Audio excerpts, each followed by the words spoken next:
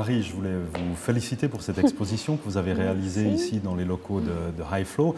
Une exposition très conséquente, très fournie et très cohérente au niveau de la thématique qu'elle poursuit, avec un aperçu d'artistes suisses autant qu'internationaux, travaillant dans divers médias sur ces notions de nature et d'engagement écologique des artistes pris par le prisme du paysage comme notion fondatrice d'interaction entre les arts et ces notions écologiques. Il y a évidemment, et je le sais aussi par expérience, c'est pas toujours facile d'arriver dans des endroits, dans des institutions qui ne sont pas des institutions culturelles au sens classique du terme, et de proposer ce genre d'exposition. Quels ont été pour vous peut-être les défis et aussi l'intérêt de proposer ce genre d'exposition dans un endroit comme celui-ci, donc plutôt un incubateur destiné à des gens qui sont actifs, qui pratiquent les notions de science, de technologie et tendent à œuvrer dans une dynamique d'innovation. Il y a des éléments croisés avec le monde des arts, il y a certainement aussi des dissensions cognitives. Qu'est-ce qui vous a alimenté finalement ? Alors c'est vrai que c'est un lieu qui n'est pas facile, c'est pas le pur white cube qui ne ferait qu'attendre des œuvres, si je puis dire.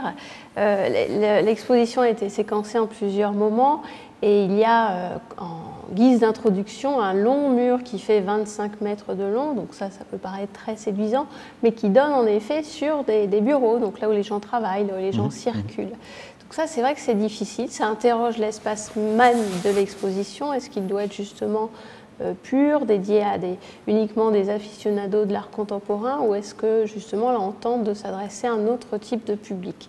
C'est le cas. Et ce qui est amusant, c'est que dans les résidents d'High Flow, il y a aussi des gens qui sont totalement spécialisés dans le domaine de l'écologie et qui comprenaient des choses, des œuvres, qui se retrouvaient très proches des artistes, à la limite même plus que nous ou que moi, puisque moi je suis commissaire d'expo, donc je me suis intéressée à ce sujet, mais je ne travaille pas uniquement sur ce sujet. Et là on s'est retrouvé avec des résidents qui connaissaient exactement et qui rebondissaient, par exemple quand je parlais de certains travaux, comme celui d'Ignacio Acosta, qui parle de la forêt chilienne, et qui disaient « Ah oui, exactement, tu as raison, puisqu'il déroulait un nombre de points que moi-même je ne connaissais pas ». Donc ça, c'est vrai que c'est intéressant.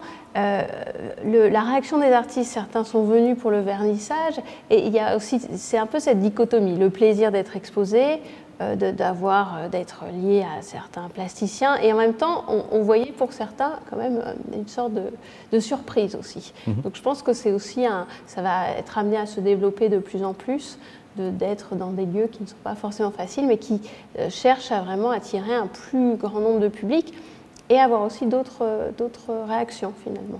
Alors je pense qu'effectivement il faut susciter en fait ces interactions croisées sur des thèmes qui finalement ont de l'urgence pour tous. Et c'est aussi ce qu'on tente de faire à la BEC en ouvrant aussi les portes de réseaux élargis aux artistes qui viennent chez nous, de les mettre en contact avec des personnalités ou des institutions scientifiques ou technologiques suivant les besoins que pourraient avoir leurs projets, mais en essayant de le faire, et je pense que c'est à nouveau aussi le cas des interactions qu'on remarque dans cette exposition, de dépasser le seul fait de l'interaction pour l'interaction, de l'interaction un peu vide où finalement on se retrouve autour de quelques notions communes. C'est aussi parfois un problème avec le globe, quand on dit juste « We are the world », both, ça ne va pas beaucoup plus loin, c'est un peu les Muppets, c'est Michael Jackson, et puis après, finalement, il n'y a pas grand-chose d'autre. Et il faut vraiment rentrer à la fois dans la différence fondamentale des choses et des savoirs, et en même temps, en admettant cette différence, rentrer dans des discussions de fond sur ce qui, effectivement, permet de trouver des points communs et de réaliser des projets qui sont concrets.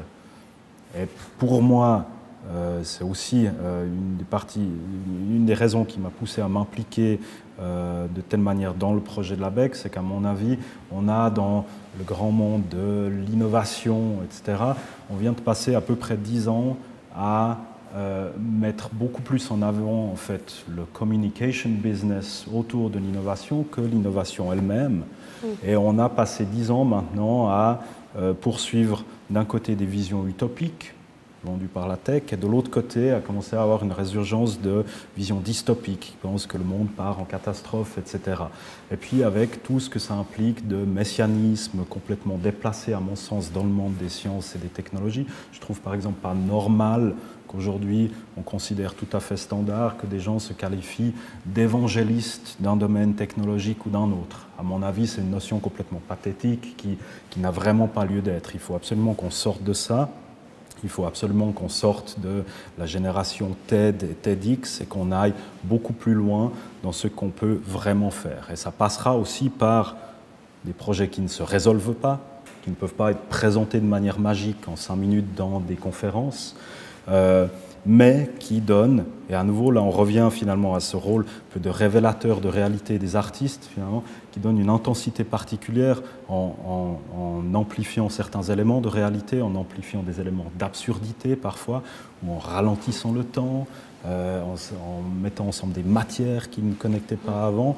C'est vraiment, il faut jouer sur ce rôle de révélateur de réalité, quelle que soit finalement la thématique qu'on traite, et qu'on soit dans des arènes technologiques ou pas. Mais il faut en tout cas vraiment dépasser un peu ces 10 dernières années, un peu d'étonnement merveilleux envers la magie de la science et de la technologie, parce que ce n'est pas juste en disant innovation, innovation et progrès, progrès qu'on va atteindre quoi que ce soit. Donc à nouveau, on discutait avant rapidement des notions d'impact.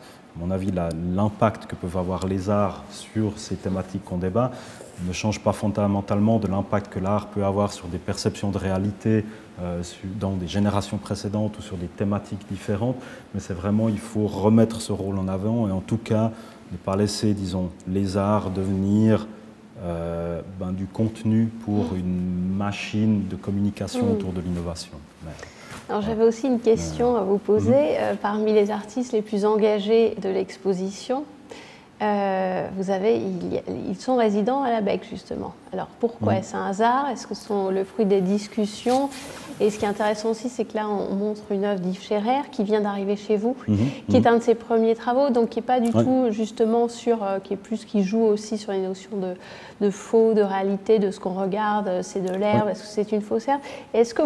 Quelles sont les discussions que vous nourrissez avec les artistes? Est-ce que vous allez pousser à être entre guillemets plus liés au monde? Et je trouve que l'exemple d'Yves est assez probant. Oui, je pense que Yves n'a pas forcément besoin de nous pour être lié au monde. Je pense que son travail qui, lui, passe peut-être plus que pour les autres résidents qu'on a ici, par des exagérations pop d'éléments de réalité. Et l'œuvre qu'il présente ici, qui est quelque part une grande toile de gazon artificiel cachée derrière une vitre, donc un gazon qui a comme une préciosité, qui doit être protégé, mais cette vitre, à nouveau, nous permet de nous refléter dans ce gazon, donc de disparaître dans une espèce d'immersion naturelle, mais qui est une nature en toc, donc qui rejoint beaucoup d'éléments en fait, qui traitent beaucoup d'artistes qui par exemple sont actifs dans la réalité virtuelle et d'autres domaines, donc qui sont beaucoup plus technologiquement orientés. Moi je le trouve déjà, il a déjà un sens critique particulièrement aiguisé. Nous, ce qu'on peut offrir, c'est encore une période de résolution pour des artistes qui très souvent sont quand même coincés aussi dans des calendriers où ils doivent livrer, ils doivent produire, ils ont une exposition, il faut arriver avec une pièce, etc. Et où on trouve quand même à nouveau le même besoin de communicabilité des œuvres qui sortent, etc. Nous, ce qu'on peut leur offrir, c'est vraiment 3-6 mois à l'abri de certaines dépressions. Aucun d'eux ne va complètement arrêter ses activités en dehors de la BEC. Je pense que la résidence en Splendid Isolation, à part en 2020 parce qu'on a dû se confiner, elle n'existe pas vraiment. Donc, pour les quelques chanceux qui étaient chez nous au printemps, qui étaient à l'abri chez nous, ils ont pu se faire cette résidence-là. Mais sinon, voilà, chacun garde des activités en dehors aussi. Mais c'est vraiment quand même leur offrir une période de temps et aussi de leur dire ce que vous faites ici, ça reste ouvert finalement, ça n'a pas besoin d'être résolu même forcément quelque chose de montrable immédiatement, mais vous devez pouvoir poser des bases plus solides à certains questionnements que vous avez et pouvoir continuer après sur les bases de ce que vous avez fixé ici. On vous donne du temps pour faire ça, on vous soutient aussi financièrement et on vous donne aussi des contacts qui vous permettent d'élaborer sur vos questionnements, mais pas juste for show, disons. Il faut vraiment que ça ait une conséquence. Voilà. Donc j'espère ce qu'on peut apporter en plus. On n'est pas les seuls, j'espère non plus. Mais voilà. Je pense que l'impact, il est effectivement dans le lien qui est créé entre les œuvres. Quand on organise une exposition, on sélectionne des œuvres et en fait elles prennent sens entre elles au moment où on les installe vraiment. Et ça peut marcher ou pas, enfin souvent ça marche, c'est un bon projet. Et là, il y a des dialogues qui se créent et qui amplifient en fait certains messages. Et c'est ce que je trouve très important. Ce qui est aussi important de souligner, c'est que certains artistes font des livres aussi, et la persistance des images et des propos qui sont parfois un petit peu complexes peut se poursuivre justement à lire les ouvrages, et ça je pense qu'il ne faut pas le minimiser et que c'est un avant-propos, je dirais, pour poursuivre en fait dans le sujet.